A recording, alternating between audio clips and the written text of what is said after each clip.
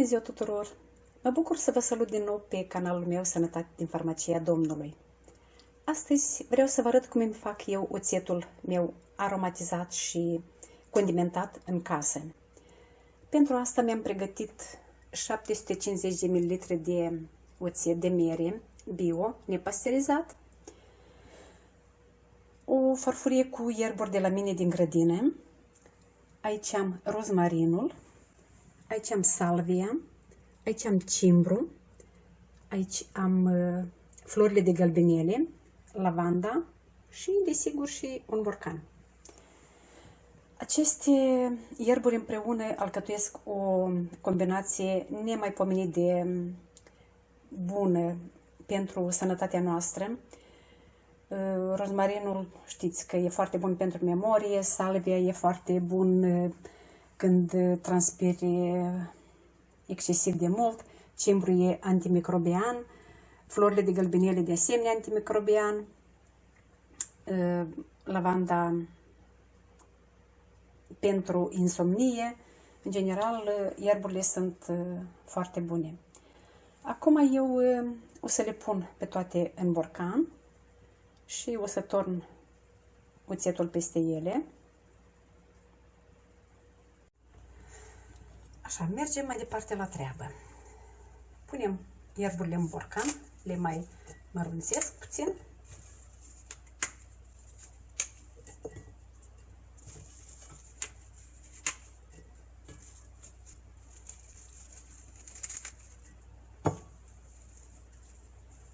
Florile de galbenele știm foarte bine că au efect antimicrobian, dar le pun și pentru decor.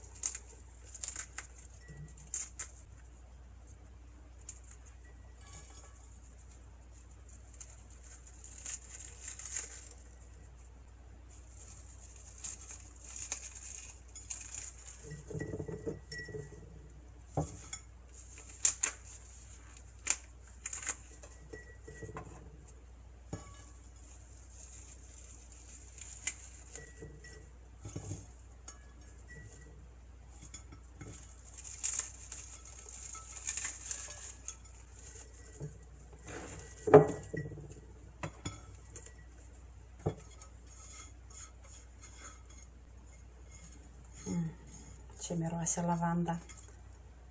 Are o aromă foarte.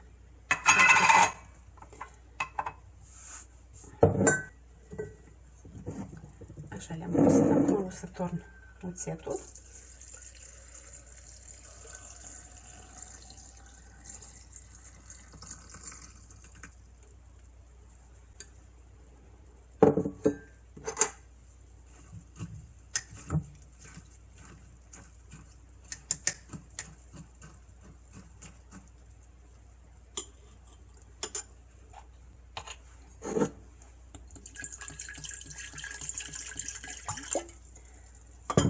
Mai adaug puțin, deci la mine a mers cam 800 de mililitri.